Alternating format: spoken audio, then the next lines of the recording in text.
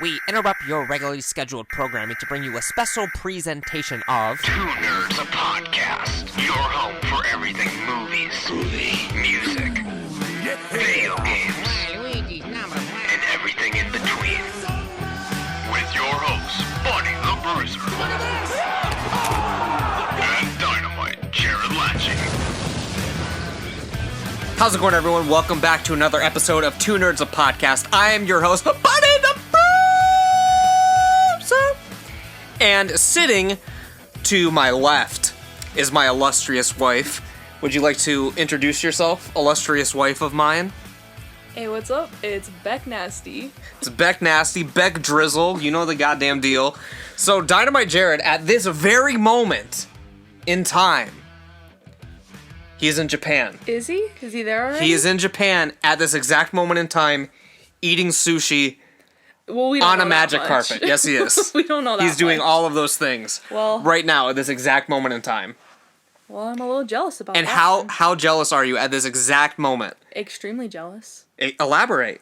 Buddy and I have been wanting to go to Japan for a really long time, but going to Japan means that you need at least a week to go there, and also a couple grand. So we need that. Yeah. Yeah. One day we'll be there. Yeah, so Jared is obviously not going to be on the show again this week. Allegedly, so he claims, we may be doing a podcast and bringing him in from Japan. Bet. Bet. So we will see how that goes. We've actually got a third person in the studio today. Well, not a third person, a third entity. A third friend. In the studio today. Would you like to introduce our other guest here? Oh, I'm supposed to... Yes. She's not going to introduce herself? Well, you birthed her. Oh, God.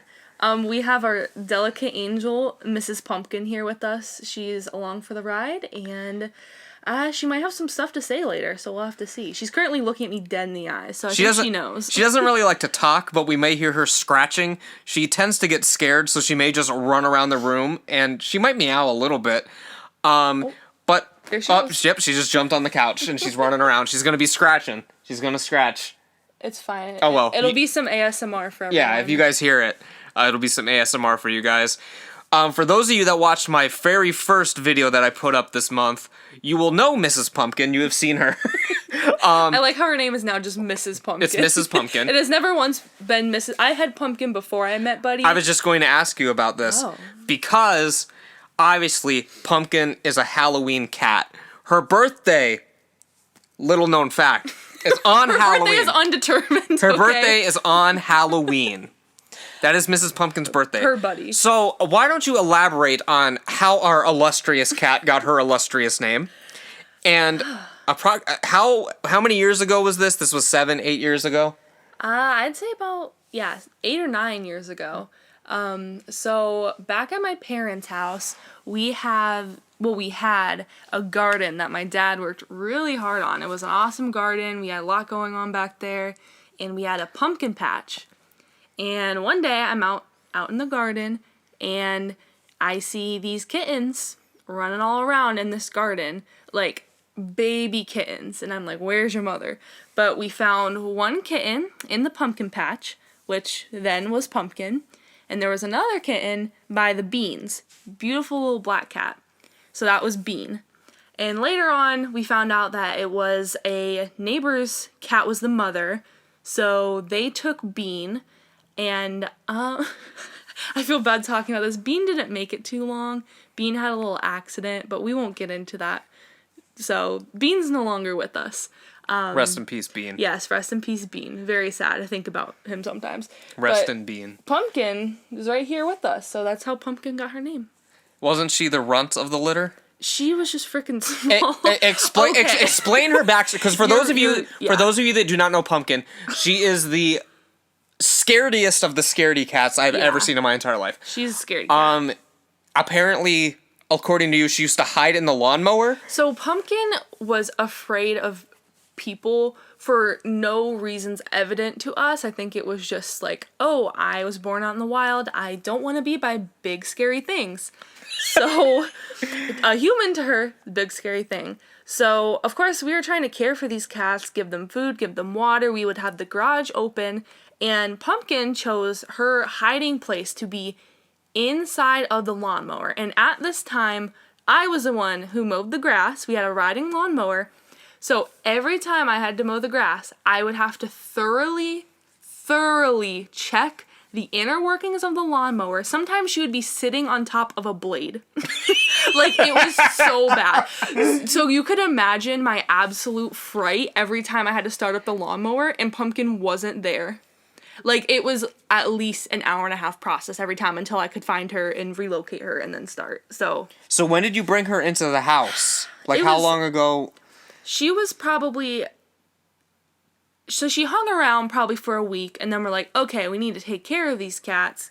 So then we started feeding them for probably 2.5 weeks, and then eventually I was just like, hey, Mom and Dad, this cat's gonna come inside now. And then they were mad at me, and then we did it anyway. So, yeah. And then Pumpkin moved with us to Columbus. Yes, so... And she's with us now in Cleveland. Yes, so Pumpkin's been 2 years. She's world traveled. 2 years out of Beulah, right? 2 years? Yeah, 2 years out of 2 Beulah. years. And well, like a year and a couple months. Look at her face right now. She's so funny. a year and a couple months. Yeah. Out of Beulah. And it's weird. The cat out of all your cats that is like the most scared is the one that has done like the most traveling. Yeah, but she adjusts well. Honestly, like, her living in this house is the most outgoing I've ever seen her. Well, I think that there's less humans in this house because in Beulah there were 4 people plus guests. In Columbus there were 4 college students plus girlfriends, boyfriends, friends. But here it's usually just you and I. Well, it usually is just you and I, but you actually had a Halloween party. You say I had a Halloween party as if you didn't have a Halloween party with me. I was forced to have a Halloween party. Did you have fun? It was okay. Buddy, that's not what it looked like when you were dancing to that. Well, yeah, I had fun when crap that they were playing. Teenage Nosferatu Pussy by Rob Zombie. I don't know what they had on. And Psychosocial and stuff. Know. All I know is... Whenever Midnight Miles comes around, the funniest songs come on. I didn't know what was going on, but it was all fine. It was a good time. Jared was busting a move as well. No, okay. Don't act like Dynamite Jared didn't bring the tunes and the dance moves. I would just like to let the viewers know that for until midnight, it was a normal house party of young adults, okay? So picture, as you will, what that is. Then promptly at midnight... when Midnight Miles shows up. I wasn't making that connection, but okay. No, you can make that connection. Okay. Midnight Miles graces us with his presence. Dynamite Jared had been there all night, but it was at this moment when the trifecta of the three of us came together. I believe that Adrian started it. I don't think Adrian. No, because Adrian was playing straight trash all night. No, she wasn't. She was playing fire. Okay, whatever. Okay, whatever. But yeah, and then at one point, so okay, past midnight, it was then approximately 5 people in the near darkness dancing to very quiet, like, emo music. So yeah. And metal. Yes. But for a good, like, half an hour, it was... And 80s stuff, but yeah. Yeah. But yeah, it was interesting. No, it was my kind of party, so yeah. It was great. Here's the thing I love about Miles. He was like at a show before he came to the party. So he gets out of the show like 10:30, 11, goes home, puts on a full face of makeup, and shows up. And at that point, everyone had left the party except for like 5 or 6 of us. Yeah. Yeah. But at the time, Adrian was actually rollerblading down the street.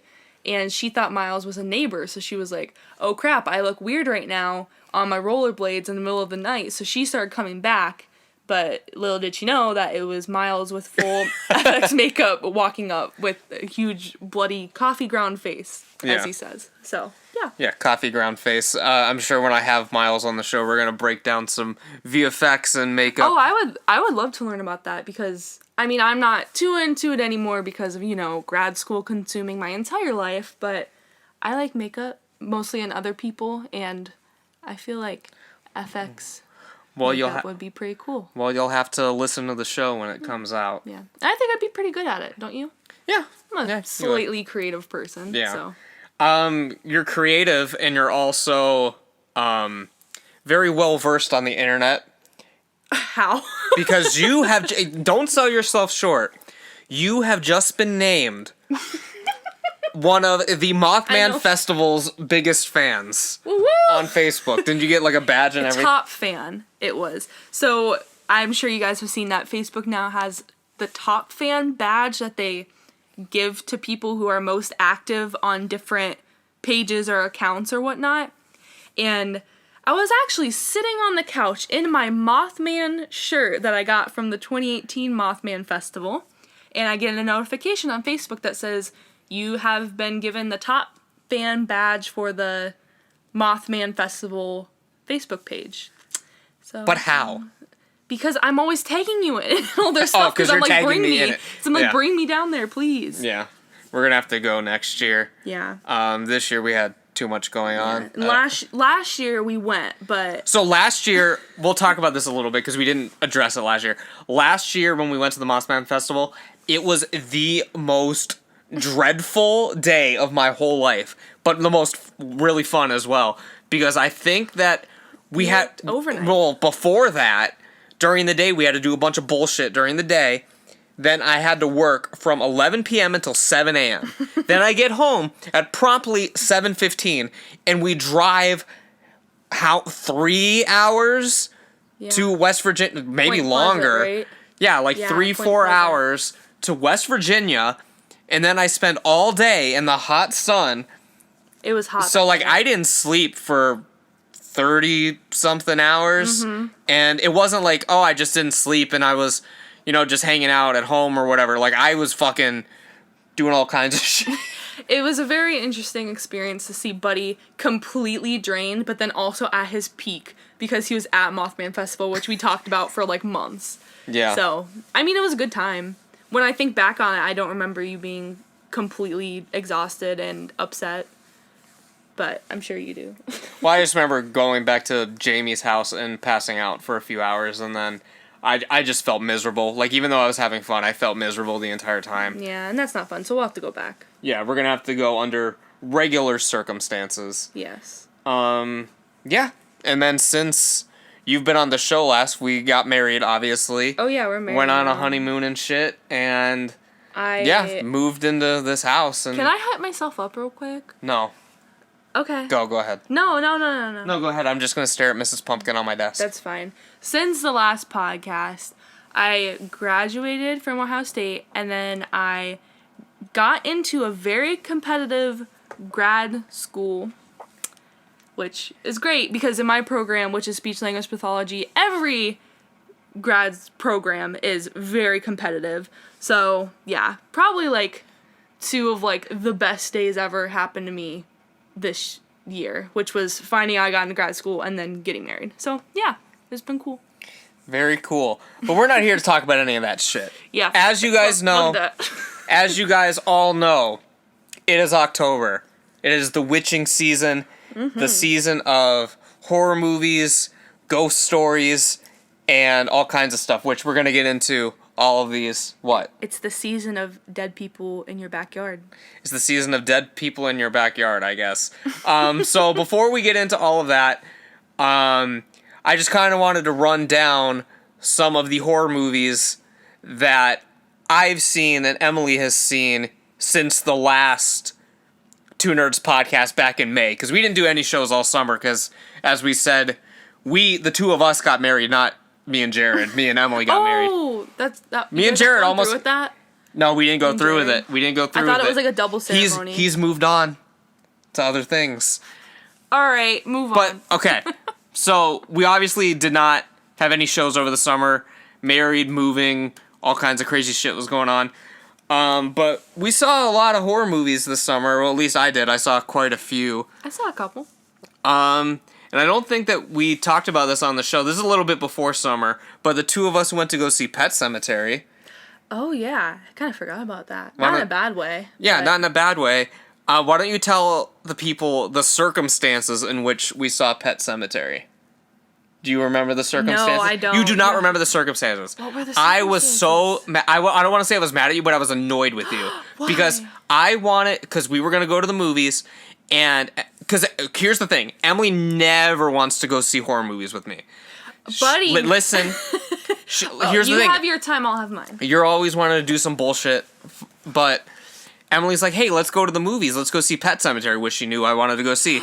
And I'm like, okay, yeah, let's go. And she fails to mention, we're like driving there. She's like, oh yeah, by the way, this is for a class project, and I need to have a screen with the closed captioning in front of my face the entire movie, which in hindsight was not even bad because as they are designed, they're only meant for the person that's using them. So I really was not distracted by it at all. But the way that you brought it up to me, I was like, this meanie. She's bad. Okay, yeah. So, like I said, undergrad speech and hearing. So the language I took in college was American Sign Language, and with that, there's a lot of things with like the deaf community involved in that. And one of our projects is we had to go to a any sort of public place and ask for an assisted listening device. So I was like, okay, we'll go to the movies. I'll get a closed captions. It's this little thing that you stick in your cup holder. It has an arm, and it's a box. Really, it's like half the size of a phone. Like the right, yeah, square of it. The little screen. It has like the little visor on it, so like the brightness isn't showing. And it does not disrupt anyone else. It gives you perfect captions and like background noises. And was it perfect caption? Because I wasn't looking at it. Was it perfect captions? It was perfect captions to the point where I learned. I guess I shouldn't say learned. You could hear better. No. I experienced more of the movie because when horror movies, they'll like have like little like whispers and whatnot.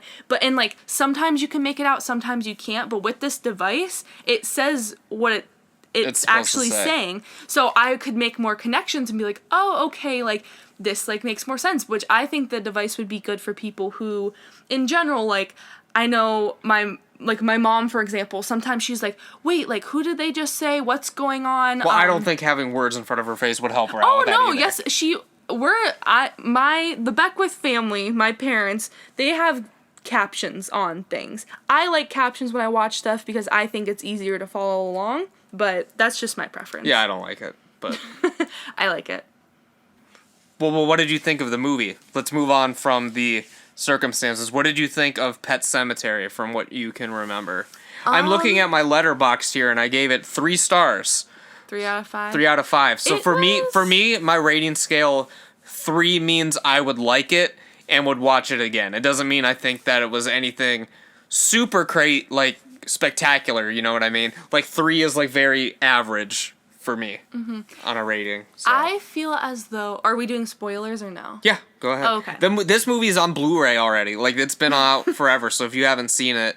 That's your own fault. Yeah. Or just pause and skip ahead like 5 minutes. But, so... Pet Sematary, it was good. I would not say it was great, but, like, it was good. I think I was surprised with some of... the aspects of it. Like I what? was like just like the whole like neighbor well, like did you know anything about the movie going in or no? I saw Pets like the first, right? There's only been 2. Well, there was Pet Sematary 2. Well, but as far as like versions of the first part of the story, it's only been this and then the remake. Okay. Yeah. Well, yeah, I was surprised with like the killing, like how like in depth it was, and like I don't know, I thought it focused, like I get like the kid like came in, but I thought it was more about like the animals, because all I remember from the first one was like seeing this cat just like run around going crazy. But I was like, when did that come out? Like what year approximately? Oh, like before either of us were born. Yeah, so like I was probably young seeing this, so I was like, oh, okay, like I am like getting like the story more, like this is surprising. But something I do think the story was good, but something I do recall that I was not that big of a fan of is like when they go over to like the other side or whatever over to like the thing, little ritual place. It looked like shit. It looked like it was like like the crappiest set, like on like the place where they're like digging everything. Yeah. It looked so bad, and like I just can't get over that. Like yeah. that, like the fact that this movie was so long ago, and I'm just thinking about that whole, and like when they have to like walk through the woods, and they're like, oh, like there's like these like monsters in the woods or whatever, and like I can't even remember if they showed them. So if they did, that means that they looked like shit. or they didn't show them, which they should have, or had made it more mysterious. Like, that whole part was bad.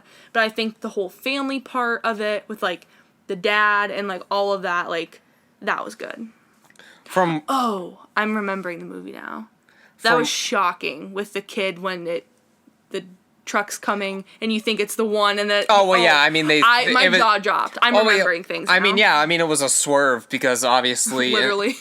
Yeah, because in the book and in the old version, it's the boy that kicks the bucket, but in this one, it was the girl.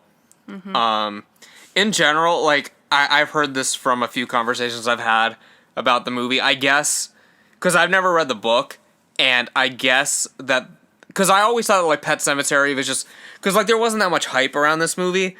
And I always thought it was because Pet Sematary wasn't one of his, like, best works or, like, his most, like, in-depth kind of books. I thought, okay, it's just a simple story, you know what I mean? But I guess, like, his book is, like, super good and, like, in-depth, and it really goes into, like, loss, like, the loss of, like, a family member and stuff like that. And that's something that, like, neither of the movies really accomplished. After that, I didn't really see much for a little bit. But you went and saw Ma with a few of your friends. How was that experience? Because I heard from Jared it's an interesting one. So So Ma was like okay, wasn't bad, wasn't great. It was like pretty okay, I'd say. I think that the story was pretty good, but they could have probably added some to it. Like, it was just like lacking. Like, because, like, the premise of the movie is it's like a creepy old lady who's, like, having these kids party in her basement. They're not allowed upstairs or whatever, right? Like, that's the gist. Well, the thing is she wasn't creepy. They were like, oh, damn, Ma's cool. Ma's gonna let all of these high schoolers drink in her basement. She's gonna get the alcohol. She's like, oh, I just want to make sure everyone's safe. Turns out she has, like, a daughter and stuff who's living upstairs, and, like, there's this whole story with this, like, girl and, like, her mom who's, like, been working, and, like, of course there's, like, a love interest or whatever. And I just think that I wish they would have went into Ma's story and the daughter more. Like, they kind of, like, bring it up, and then it's like, oh, like, this is, like, the big, like, ending, and then, like, that was it. I wish, like, there was more mystery with the daughter, because the daughter, there's, like, one, like, she's, like, introduced at the very beginning, and then she comes back in at, like, the very end. But I think, like, her character was interesting, and I wish it was in it more. Yeah. So that's why it was pretty okay. I mean, it's different from other types of horror movies, you know, like, there was, like, a lot more comedy, and, like, the story was different from something I've ever seen. It's not, because sometimes, I mean, any category movies, it can be very routine. Yeah. But Ma was different, so if you're looking for something different, I would recommend it. Yeah. Yeah, I mean, I didn't see it. I probably won't see it unless, I mean, I'm sure I'll end up watching it when JoJo and Amy head over. Oh, yeah. They love that movie. They love it, or they would love it? They would love it. Because here's the thing, too, about Ma is very, like, 2010s. Like, I personally didn't think I would like movies that were like, oh, like, here's, like, us on our phones, like, hitting each other up, like, us on Snapchat and, like, Instagram, all of that. Like, it's weird to me. It makes it dated. Right? But, like, no, it's very recent. No, that's what I mean, but, like, it dates it. But yeah, that's what I'm saying. It's going to be dated. Yeah. But, I mean, for the time, it's cool, because if something like this were to actually happen, this is how it would happen. It'd be a drunk high schooler on frickin' Snapchat be like, damn, come to Ma's, we're throwing a rager, and then people would see it and people would go, you know? Yeah. So, what was that movie that we went and saw at Gateway? Searching? Searching. Yeah. Didn't think I'd like Searching. That movie was good. Searching was really good. If you haven't seen Searching, go see it. It was great. But, yeah. So I think in, like, mid-July... Well, no, it must have been, like, late June, because I'm looking at my letterbox, and it was right before we watched Spider-Man, we watched that on the honeymoon. So this must have been right before I left for the wedding. I saw Child's Play, the reboot of the illustrious franchise. How was that? It was okay. I would like to do like an in-depth review with Jared at some point, because we were supposed to talk about it 100 times and it never happened. So I'll keep my thoughts on it brief for now. And at some point I'd like to do like a ranking of all the like Child's Plays movies. So like I'd probably go more in depth on it there. But this was a reboot to the franchise. It has no connection to the original films. Mark Hamill, who is the voice of the Joker, and obviously you know him as Luke Skywalker, was the voice of Chucky. He did good. Not too much to say. They didn't really give him much to do, because like the whole premise. How familiar are you with the Child's Play movies? Approximately 10%. 10%. Okay, so Chucky was a human guy. Yeah. Put into the doll. And then he goes in the doll. I know that much. So this is not that at all. This is just a doll. Chucky is Chucky. Right. Got it. Basically, like, the dolls are, like, manufactured. It was the stupidest backstory of all time, and that's, like, the main thing I didn't like about the movie. Like, the motivation for why the doll is bad is stupid as hell. It's, like, at a factory in China or whatever. Like, they're manufacturing the dolls, and the guy that's making the doll gets fired. So he's pissed he got fired, makes the doll evil, and then... How, though? How does he make it evil?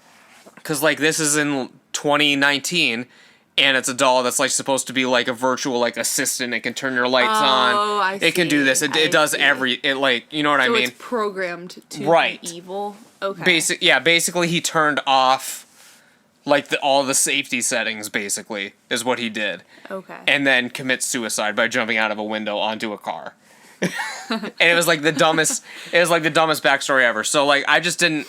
In general, I like the idea better that there's, like, a human being making Chucky do stuff instead of just a machine on the loose, you know? Yeah.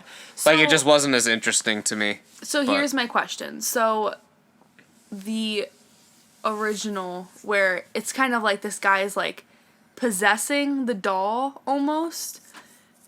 That's, like, a weird way to say it, but, like, He is inhabiting the doll. Right, okay? and he's trying to find a human to go into, yeah. So, I know that much, but does Chucky in that movie have, like, supernatural powers? No. He just has the same powers as a human would, except for his. Well, he is a doll. I mean, things get pretty crazy towards the end, and there's, like, multiple Chucky dolls, like his spirits and multiple dolls in the sequels and stuff. But, like, the first, like, 3 or 4 movies is just a doll that is possessed by a serial killer. Okay. That's literally all it is. See, I was gonna ask if there was a difference, because in this in this new one he can control the lights. He's fucking in this newer one he's like, so he's linked to technology? Yes. Okay. I see. So in my opinion, they made him too powerful. He's, from what I'm gonna have to rewatch it, but, like, he's basically like an Alexa.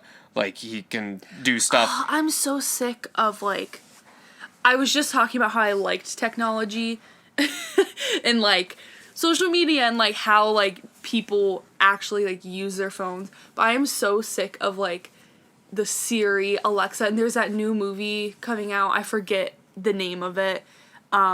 But there's, like, a movie coming out about, like, this, like, guy who's just, like, talking to, like, his, like, basically his Siri in, like, his car and, like, the fucking what's it called? It's basically like Her, only it's a comedy. It's called, like, Jexy or something, with the guy from Workaholics is in it. Yeah. I'm sorry, but it's all lame, I know. Yeah, that just looks really lame to me. But yeah, I'm gonna have to rewatch it to see. But like, I don't know, like, the doll, I don't want to say it doesn't have personality, but it's very, like, limited because it's not a human. It's very much how a machine would act. And the whole thing about the Chucky movies for me, the very first one is, like, very serious, but it also has a lot of humor in this because Chucky's just funny, you know? Mm-hmm. But in this one, he's not really as funny. like, there's humor in the movie, like, situational humor. Like, there's a part, like, it's a minor spoiler, like, I don't think you're gonna care, but there's, like, a severed head in, like, gift wrapped in a box. Mm-hmm. And, like, that's, like, kind of funny, but, like, Chucky didn't do that. He decapitated the person, but he didn't fucking wrap it and shit. Who wrapped it? This kid, the kid, the whole thing is, like, the kid knows that Chucky's killing people and doing all this stuff, and he's trying to stop him, but at the same time, he's covering it up because he doesn't want to get caught, like a little kid. Okay. And, like, the whole premise follows, like, 3 little kids, like, trying to stop Chucky. And, like, I don't know, like, situationally, it's funny, but, like, Chucky himself is not funny. And Chucky's supposed to be funny. I mean, that's the draw. So, I don't know. For me, I thought it was alright. It's definitely middle of the road. I gave it 2.5, which means it's not one that I'm going to rewatch a ton, but yeah, because 3 stars is kind of it's a solid flick, so 2.5. But this next one, I gave 1.5. And this is one we saw together. Is it? This is one Aldo Pryor swears by. One of his top films. Okay. And Mazer Laser was talking last night how this film changed her life, and I'm like, you're on. What? I was like, you are nuts. Sorry, Mazer Laser. We're talking about Midsummer. Yeah, that was a pretentious piece of crap, wasn't it? Here's the thing. I get what they were going for. But if you're gonna make this movie about this breakup and this guy who's drawing these people back to where he was raised, like all the way where was it? I don't know. We know. It was like in Sweden or something. Yeah. It was a journey to get there. My 2 biggest things with that movie is they don't even bring up the freaking guy. Like, I'm sorry, if they're in grad school, I'm not going with this random person in my program to the middle of the freaking woods to, like, meet, like, his, like, community. And I get that they were, like, writing their thing, but if that is going to be such, like, an important person in these characters' lives and a character in the movie himself, he's, like, not even in it. Bring him up, other than at the freaking end. Like, have him be, like, a major character in this thing. I thought about that the entire movie. I'm like, where is this guy? Where is this guy? He's just, like, irrelevant after the beginning. The second thing that upsets me about this movie is if you're gonna make it about this breakup, let me know what's even going on in this relationship. Let me get to know these 2 characters more, and let me see how this relationship is falling apart more than what was shown to me. Like, this Christian guy, he's, like, so boring. Like, they give him nothing to say, nothing to do, and the girl is just crying the whole time, but they don't elaborate. You know what I mean? Like, this movie was almost 3 hours, and we're not talking about the director's cut, like, the regular version, and, like, the characters were so bland. All of them. And the thing, it's so annoying, though, because it had so much potential to, like, they could have easily shown, like, this, like, messy relationship because that is something that a lot of people can relate to, and they could have went on the frickin' street and asked 3 people about their worst breakup, and they could have written it off that, and it would have been better than what was in this movie. Yeah. And, like, I don't know. It was just, in general, I guess, like, everyone was talking about how this was such, like, a unique idea that, like, they've never seen before, when it's literally the same plot as Wicker Man, which has been a movie twice from the 70s, and then the Nicolas Cage one, obviously. And then I was even, like, reading online that there was another movie called Midsummer from, like, 2003 or something, which also has a main character named Christian, and it takes place at some weird pagan cult thing. I see. Yeah. So it is not an original idea. I don't know. I had a whole review written for this, but then I never filmed it, so I have, like, a whole script already. So maybe you should just do it. There's a lot to say with this. Here's the thing. When I first walked out of the theater, I was like, wow, that was garbage. Then I was like, okay, like, it was, like, pretty, it was, like, kind of different, like, the whole, like, mushrooms, like, when they first got there, like, it's like, okay, like, that was, like, kind of cool, and like because it was more than just there were like some like effects and stuff going on, right? Yeah. That was cool. I'll stand by that. That was cool. But the huge like I felt like it built towards like nothing. Like I couldn't even tell like when like the high points were in this movie. Like the whole time I was like, what the frick is even going on? And they made the people in this community like so abstract that you couldn't even wrap your head around it, but not in a good way where like, oh, it like makes you think. It's like they didn't even explain this community well, I feel like. Here's the thing. And like in this movie, it's one of those where like, oh, it make you think, oh, there's a big deeper meaning. Like you really gotta to have a deeper meaning, you need to set it up and give all the clues to this mystery to have the deeper meaning, and there needs to be a component that's presented to you that you don't understand. No, that's just like no, that's what I'm saying. Like nothing was connected. Like I don't know. That's what I'm saying. There is no deeper meaning. No, yeah. Like I don't. If he's trying to say something, he's not saying it very well. Like here's the thing. Like, and I heard someone else say, "Oh yeah, like all the like gore and like the scary stuff. It's not for shock value." And I was like, literally, this movie is trying to get a rise out of people. Yeah. Like there's the whole scene where like the old people fall and like get their heads fucking smacked on the rock, and it's like okay, yeah, you could show that, like that's fine, but then the one dude doesn't die, and then someone comes and smacks him in the face with a hammer like 3 times to kill him. It's like, okay, yeah. That's not trying to say something. That is shock value. You know what I mean? Like that has no deeper meaning, you know? So I understand people's problems with the gore completely. I am more just angry at the story of this movie, but I will say with the gore, people who are like, oh, like the gore, like it's like so different, it like shows you blah blah blah.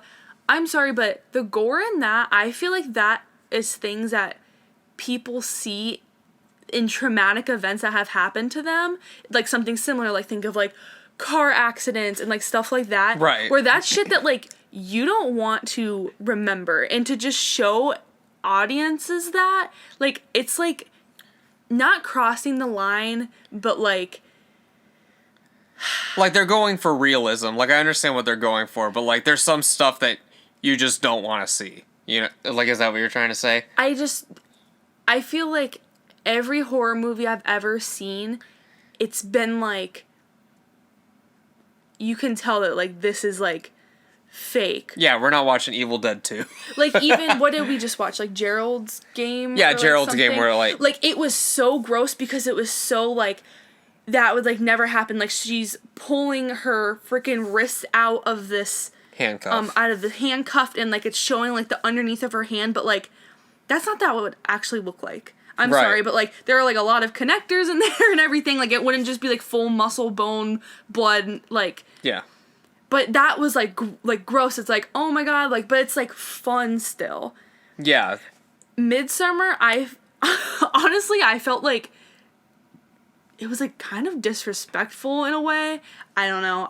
That's just something that I think didn't need to be presented how it was. Yeah, like I don't have a problem with the gore, like, but I just have a problem with the movie being too big for its own britches, and I don't know, like, and then I feel like the same thing happened with Jordan Peele.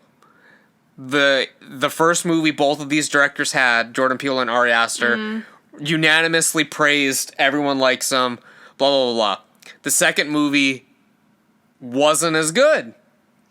But at least it was Us, right? It was yes. Get Out Then Us. At least Us, it wasn't as good, but it was still good. Oh yeah, I'm not comparing like the quality. I'm just No, saying yeah, I know. I'm just saying like the first movie comes out and everyone's like horror master, the next fucking John Carpenter, like you know what I mean? Like the next person that's making all these great movies when it could be like a one-hit wonder, you know. Aster and Peele, I feel like their next movie I might love. Oh yeah, it could be good, but it's like just you can't just praise every single thing that they do. Well, you know what I mean? No, yeah. But freaking Hereditary, Oh yeah. awesome, freaking awesome. But that's the thing, like, And think about the scene in Hereditary where the father catches on fire into like a huge like ball of flames, like yeah.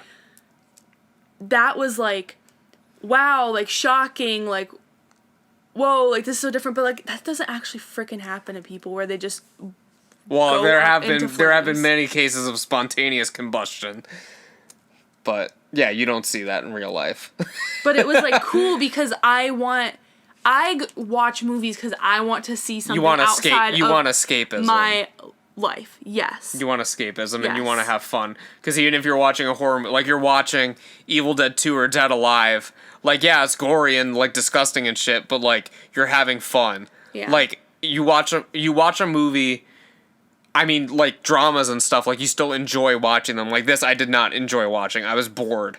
Honestly, yeah, I was bored, and it's upsetting when something that's so hyped up makes me bored.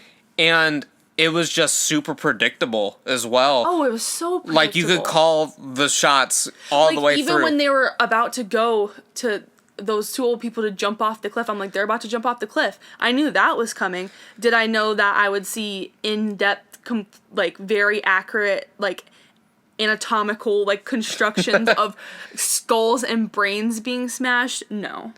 No, but like just in general, like in the plot, you could kind of tell everything how it was going to be laid out. Like even at the beginning, like the whatever his name, the one that brought them there was like, "Oh yeah, I know where you're coming from. My parents died in a fire." And it's like, "Okay, well, they obviously died in some sort of ritual." And then you Yeah. learn at the end, "Okay, there's this big fire thing." Yeah. So like everything, like at least for me, I don't know about everyone else, but I could kind of call everything that was going to happen when it was going to happen in this movie. I don't know. And then like it just kind of bothers me how dumb they made whatever his name, the one from. I was just thinking about... Because here's just one thing, and Okay. you brought this up. These are PhD students working on their Yeah, thesis. that's what they are. They are PhD students, and this motherfucker is going over to a sacred tree and peeing on it in front of Yeah. everyone. It's like this is the dumbest character. I mean, it's not the actor's fault. This is like the Oh, I dumbest. love that actor. Like you know Fair what enough. I no, but like you know what I mean. Like it's just like a very poorly constructed and written And I everything. also You know. feel like that character was like the character was dumb, but that character would have worked in that movie so much better if he was like made to be more funny and more involved. I mean, he was out of it for... I mean, honestly, I kind of liked him. I didn't like how dumb he was, but I think that like the type of person he was would have supported this. Because like, you know, he could like kind of be like a like if that character is a shitty person, he could be like a motivator for Christian to be a shitty guy and all of this like breakup stuff. Like there was just... this is what I mean when I say there was so much that could have happened that didn't. Yeah. But yeah, so neither of us were fans. We could probably keep talking about this for a while, but we need to... Sorry, Al. We need to sort of move... I respect your opinions. We need to move on to some more subjects. If you want to hear us bitch about Ari Aster some more, Call me. let us know in the comments. We may do I'm not bitching about Ari a Aster. follow-up. But yeah, there's a couple more movies we need to touch base on. We both saw Scary Stories to Tell in the Dark. Yes, we did. Yeah. So why don't you... I loved that movie. I did not know I would love that movie, but that movie, it was very, It was fun. it was just fun. Like, the horror aspects of it was fun. The story between, the group of friends was super fun.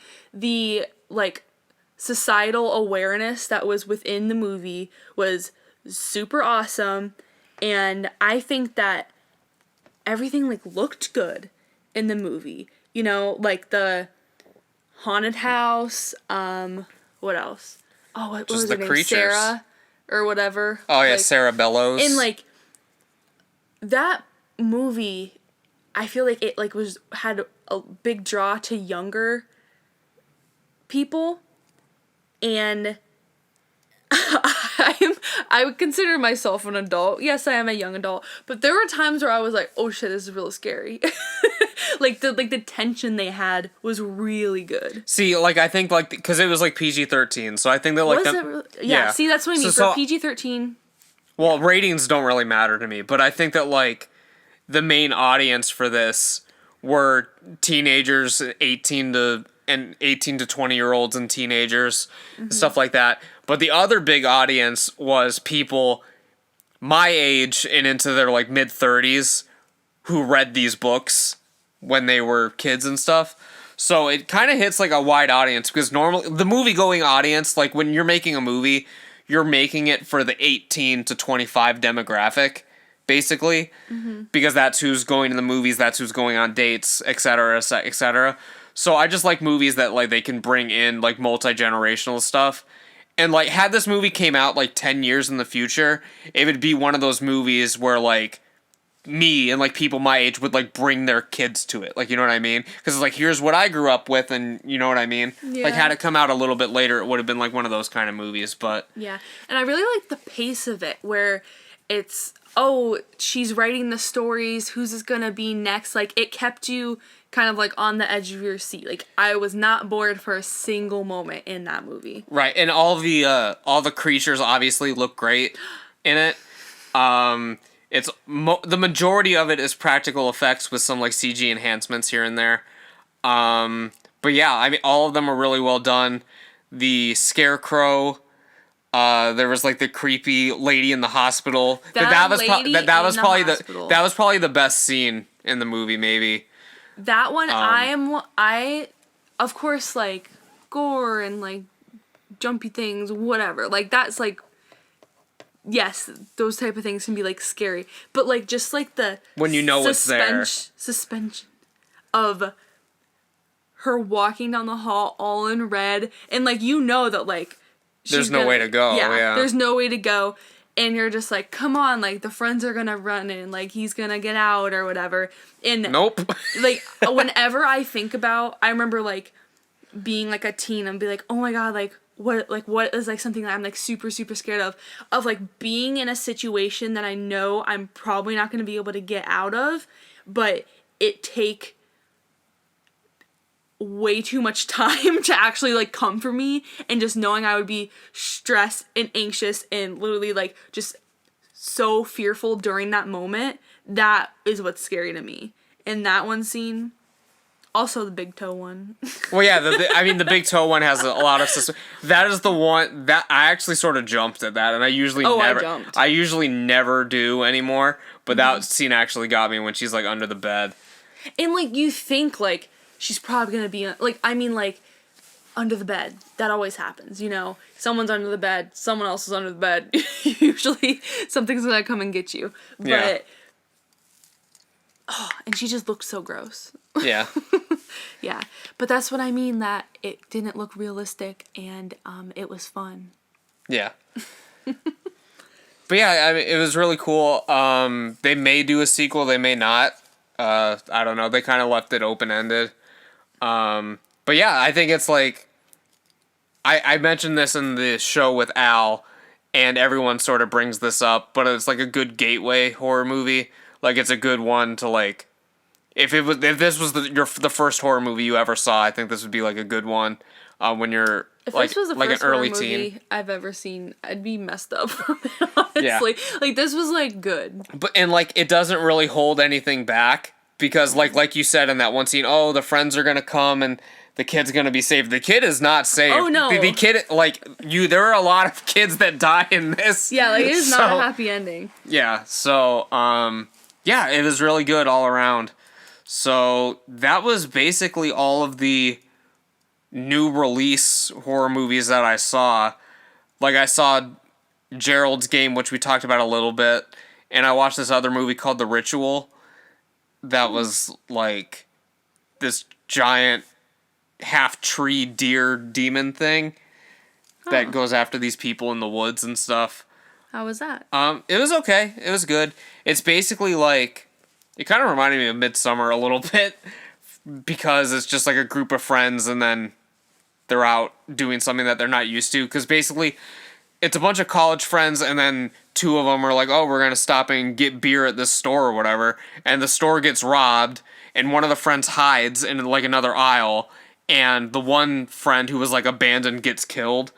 And this guy who got killed, his whole thing was he wanted to go on this trek in the forest or whatever. So like his friends all go on like this trek in the forest and like remembrance of him and stuff. And then some creepy cultish type stuff happens. But it's not like Midsummer at all. It just kind of gave me that vibe, just like with a group of friends in an environment that they shouldn't be in. You know what I mean? But it was way better than Midsummer. So, but yeah. I have a question for you, buddy. Yes. What do you want to see? Some new releases. What are you hoping to see? Oh, I really don't know. Really? Well, I mean, I'm seeing The Lighthouse next week, and I'm really excited for that, but I don't really know what's coming out in the future. Doctor Sleep's coming out in a little bit, so I want to see that, obviously. Are you going to see Zombieland? Zombieland 2 actually comes out Today. The day before this Oh. comes out. Well, 2 days before, maybe. But yeah, I want to see it. But I don't know if I'll see it in theaters. That one will be a solid rent. Yeah. For me, I don't know if I'll go see that in theaters. But yeah, I really don't know what's coming out in theaters recently. Otherwise, I'd give you a better answer. But The Lighthouse is number one on my list, and I'm seeing that soon. I offered to I want to go, but I mean, I already bought my ticket, so if you want to buy a ticket and go. Damn. All right, I see how it is. Well, you said you didn't even know if you'd be free. Well, so. now I know. Okay, well then get a ticket and go. Dang.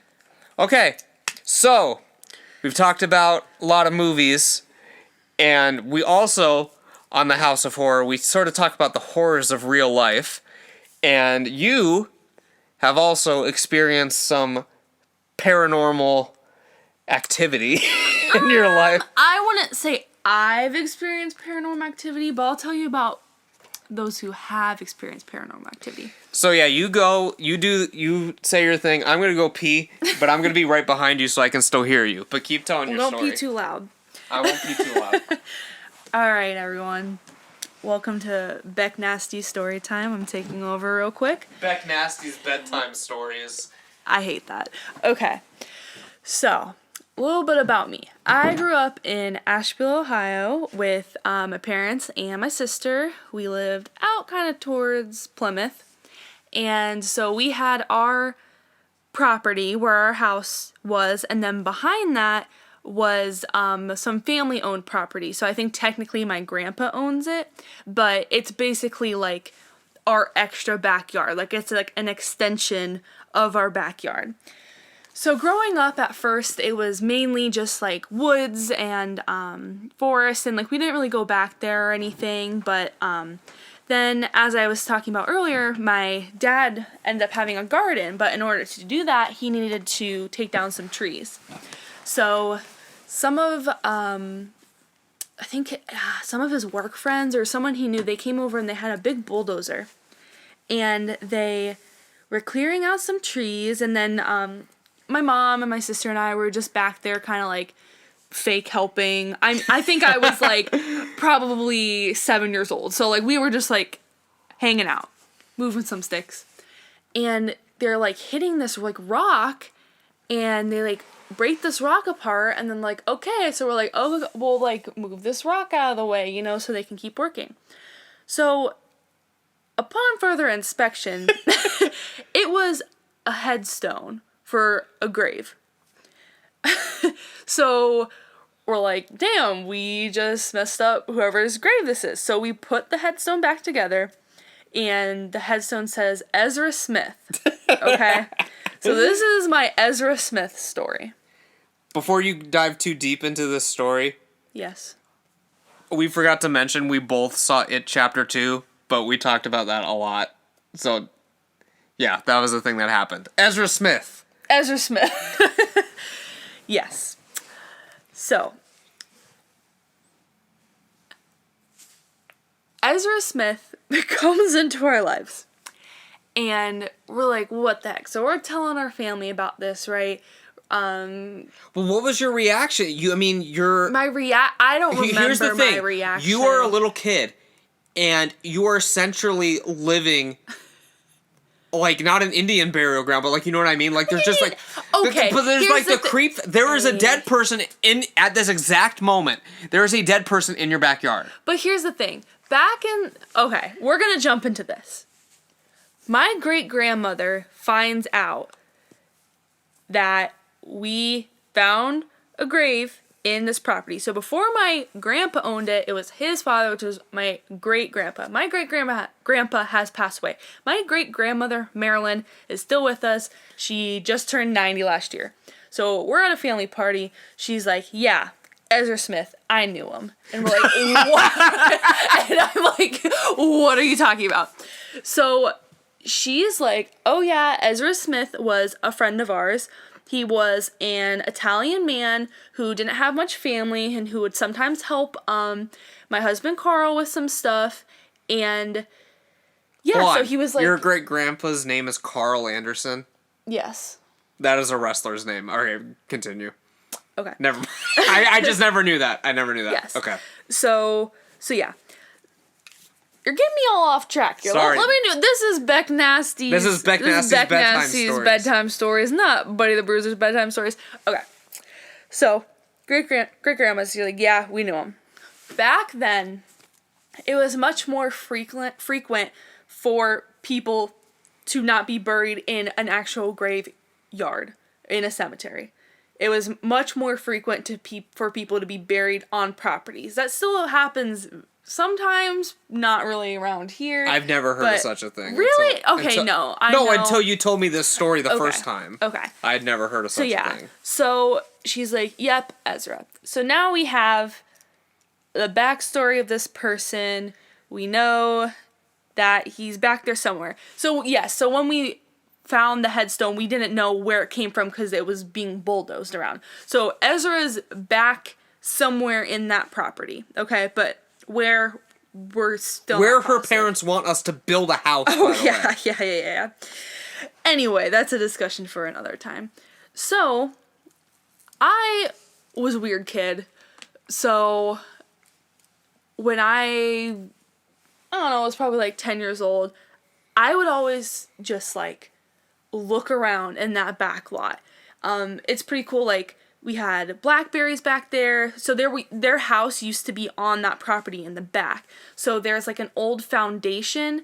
It's like this big hole it's filled up with like water, but like you can see like the steps going down into it. It's so weird. There's like a bunch of frogs who live there. Well, yeah, it used to be a basement. But like, yeah. I remember I would like steal like 2x4s out of my dad's shed and like just put the 2x4s down there and like it like wouldn't like touch the ground. Like this was like a deep like big like hole. And then there's also, like, some, like, farm machinery back there and stuff. And, like, for some reason in my head, I was always like, I'm just gonna, like, find Ezra one day. Like, his bone is gonna be sticking out. Which obviously is not gonna happen, because I'm sure he was buried very deep into the ground. Okay?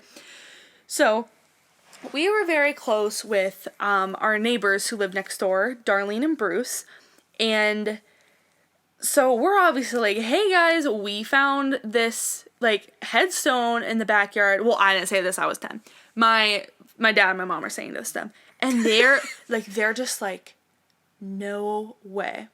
So apparently, Darlene, when she's at home alone, she claimed that she has been seeing, specifically, she said this, an Italian man in her closet.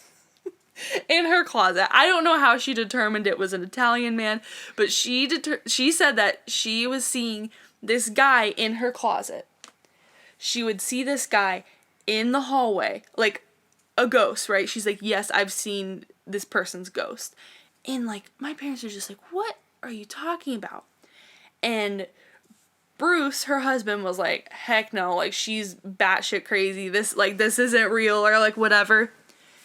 Then I guess, I don't know how long, probably like a year later, Bruce one day goes up to my dad and he's like, hey, Ray, like something's weird has been going on in like the bathroom.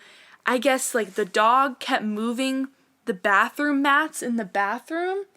And he's like, oh, I gotta remember to shut this door. so the dog doesn't move around these mats. And then one day, like, he, like, made, like, a specific point to make sure that the door was closed and was, like, kind of, like, checking himself, like, what's going on here? And he's finding out that the bathroom mats were moving when no one was in there, and everyone was at work. His daughter was at work, Darlene was at work, the dog was not in that room, and these mats are getting moved around. Which I don't think he was, like, a believer in ghosts, but he's just like, Ray, like, hey, this is, like, kind of weird. So that gets back to us. So people in our neighborhood are saying that they are seeing Ezra Smith. During this time, I started having this reoccurring dream of Ezra Smith. Okay, so my bedroom at my parents' house, I had a window facing the backyard and this back lot. And before Ezra Smith even came around, I would hear the craziest noises through the woods. I think it was just like the wind, like, going through the trees and making, like, these weird, like, howling noises, which at my age now I know it's probably just the wind moving through the trees, but I was freaking scared as a kid. Plus there was a road back there, so it would, like, the sound of the cars and everything, it, like, I would, like, be very afraid, like, at night, like, in my room. I remember I had this little, if you guys remember those My Scene dolls, I would just stare at it, like, in the dark at night, and I would swear it would be, like, looking at me and, like, turning its head around. I, like, had some weird stuff going on in my brain. But yeah, so I start having this dream about Ezra Smith, and it is so vivid in my head, I can still talk about it now.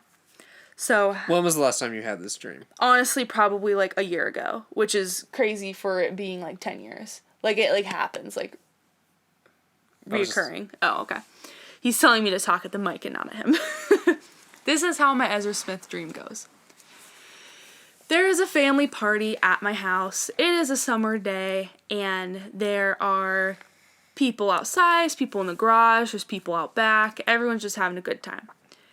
My mom was always scared I was going to get hit by a car on my bike, even though I did not live on a busy road whatsoever. So I would sadly ride my bike around in a circle at the top of my driveway. So in my dream, I'm riding my bike around in a circle at the top of my driveway, and I'm feeling a tapping on my arm. And I whip my head around, and there's, like, a stick on the ground and, like, some rocks and, like, nothing else. And I'm like, all right, like, it's just my brain. I'm riding around in a little circle again, and I feel something on my arm again. And I whip around, and nothing's there. Stick, some rocks. Riding around again. This time when I feel something on my arm, I look behind me, and I see the stick up in the air, dropping from it, touching on my arm. So, yes, this is the dream. So, in my dream, I'm like, holy shit, like, this is Ezra. And, like, I'm like, Ezra is, like, trying to, like, mess with me right now. So, I, like, kind of freak out. I go inside, and I think I'm, like, trying to tell my Uncle Scott about this. And I'm like, oh my god, Uncle Scott, like, this, like, I think, like, Ezra's, like, here or whatever. And all of a sudden outside, I see, like, all of these, like, dark clouds come in, and I'm like, oh crap, Ezra Smith's coming. But I'm like, oh no, all my family's outside. So I need to run outside and get all my family. I'm, like, yelling outside. I'm like, you guys need to come in and lock the door. And I remember this part so distinctly because it is probably the dumbest thought I've ever had in my head. I go out my garage to the side of my house. I see my grandma Joanne. And then Pikachu.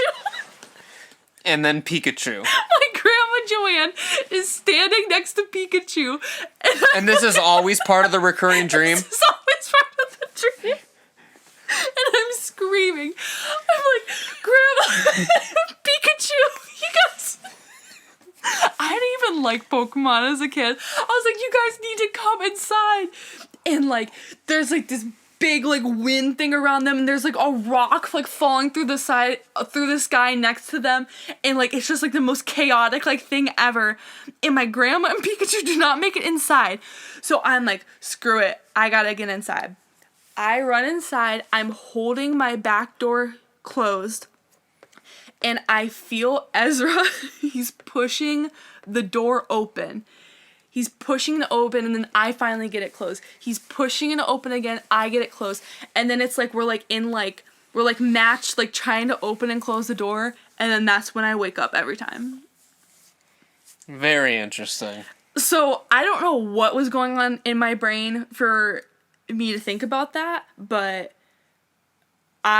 when I was like a kid, I probably had this dream like 5 nights a week, and then like it's like slowly faded out to like once a year, but it is so vivid in my mind. Like I wish I could like draw it or like do like something, but like I have every single piece in my brain. Okay, so a couple questions here about this whole thing. Did your grandmother bury Ezra Smith? Who buried him? Bro, don't ask me that. I don't know. No, they probably had like a funeral and like a priest and like had like a whole thing. You gotta ask her. You gotta get all this documented. This is a part of human history. No, it's not. I would rather just look up how people get buried. I feel like it's probably a community event where like the priest or something like does something with the church. I don't know. If anyone knows, comment below. How do people get buried in backyards? Okay, so question number 2. Did she say anything about who he was? Anything at all? Who he was? Yeah, he was just a handyman who was Italian. Oh, even though his last name was Smith. This sounds real fake, doesn't it? He was a friend of theirs. A friend where they would also have, like, pay to, like, help with stuff, like, do, like, little, like, jobs for them. But didn't he have his own house to get buried at? He had a family, but everyone passed away. He didn't have any kids or anything. So, they were like, so if he owns a house, why would they bury him in the backyard of an empty house where no one lives at? They were like, we are going to have his resting place be with people he knows. You know what I mean? Well, where was his family buried? We don't know that much. I honestly not sure if she remembers that much. Okay. But I think that But now he's all alone? The house isn't there? No, he's not. He has Raymond and Amy Beckwith, and my dog Peanut is buried somewhere back there with him, and so is Sweetie. And he lives on through Two Nerds podcast. Sure, I guess. And he lives in your neighbor's closet. Here's the thing. Has anyone in your family seen anything out of the ordinary? Oh. It's a story. You want to hear it? I can make it brief. Give us the Cliff Notes. The Cliff Notes. And maybe we'll talk about it in depth on another episode, but... Here are the Cliff Notes. Is this Amy? Was it me or my sister? Let me think that. I think it was... Well, it must have been your sister. It was my sister. I feel like I would have remembered this. Here's the situation. My dad works nights. He's not at home. My mom's in her bedroom, door shut. Me and my sister were hanging around, watching TV, playing freaking PlayStation 2. Okay? Very rebellious. I get up. No, it was me. I'm sitting there. Yes, because this is what happened. I always played the video games, and my sister would observe and watch, and she said it was like it was a movie. That's what's going on. So I was playing the game. Kayla's like, I'm going to go get, like, water or something. So she's in the kitchen. She goes in the bathroom. She goes in her room. She goes back to the kitchen. She comes back to the couch. And I think I asked her, like, oh, like, did you, like, get your phone? Did you, like, I don't know, get your freaking Nintendo DS or something? And she's like, no, I was in the kitchen. So I'm like, you didn't just go into the bathroom. You didn't just go into your room. And she's like, what are you talking about? I was in the kitchen. I, like, had, like, a snack or whatever. So I'm like, there is so... Because even though this whole Ezra thing was going on, I had a very vivid imagination, but I didn't really have a concrete belief in ghosts to the point where I was like, I'm seeing ghosts, you know what I mean? So I'm like, there's someone in the house. And then Kayla's like, that wasn't me. There's someone in the house. So my poor mother, we go in her room. We're like, Mom, there's someone in the house walking around. And my mom's like, shut up. No, there isn't. And we're like, Mom, there is someone in this house. So she's freaking out. We get freaking fire pokers from the fireplace. We get baseball bats. So it's me, my mom, my sister creeping around the house. We open every single closet. We look in every cabinet. We search the entire house, okay? And then she's like, see, I told you guys there's no one here. And I'm like, Mom, we didn't check the garage. So we go into the garage. My dad has a lot of tools and stuff in there. So there's a lot of places we can look. We look all in the garage. All the doors were still locked. And she's like, you kids drive me nuts. There's nothing in here. I'm like, Mom, we didn't check the attic. So I make my mom go into the attic and look for this person who I thought I saw. And obviously we didn't find anyone. And then, so now my mom is scared because Kayla and I are like, we saw someone in this house. We heard someone, there was someone in here. So my mom's on the phone with my dad, yeah. So that's the Cliff Notes. That was the Cliff Notes? I don't get Cliff Notes. You don't get Cliff Notes from me. Yeah. It all just comes out. Well, that was interesting. Yeah. I have no questions about that one. I would just like to say that a lot of people I know about Ezra Smith, and during my teenage years, we would have fires out back, and seances. We would have seances and try and contact Ezra Smith. So I don't know what that says about me, but that's just part of the Ezra story that can't be lost. Yes, and I made Tori Shire cry a lot. Sorry. Yeah. Because she was scared. Well, yeah. Still is. So, yeah. So, Ezra Smith, if you're out there, let us know down in the comments section. If you're out there, he's in the backyard. Let us know in the comments below. You're telling me he doesn't have the internet down there? I don't know. But either way. Down there? Are you assuming he's in hell? No, in the ground. Oh. Why would he be in hell? He was a precious angel. You don't know that? Yeah, I don't know that.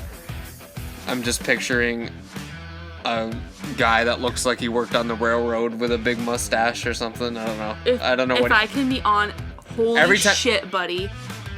He literally worked on the fucking railroad, and you just made me remember that. Hey, Emily, everyone worked on the railroad back then. Yeah, that's right. That's not. That's not that big of a realization. Literally, every male in my family worked on the railroad before my parents, my grandparents, everything. What are those hats? The conductor hat. No, if you work on the railroad, you don't wear a full conductor hat. I don't know what hat. They're more squared off hats that people who did work on the railroad wore. And Darlene said that she saw the hat, and yes, he did have the mustache. And this is starting to sound like Mario. Well, yeah, that's who I'm picturing. I'm picturing Mario on the railroad. Okay, this needs to stop. Okay. Well, again, Ezra, if you're out there, let us know in the comment section below. As always, make sure you like, share, and subscribe. And yeah, Emily will have to come on the show some other time. Oh, I can talk. Yeah, well, I know. Yeah. Well, that's about it. Thanks for listening. This is Buddy the Bruiser signing off. This is Beck Nasty signing off.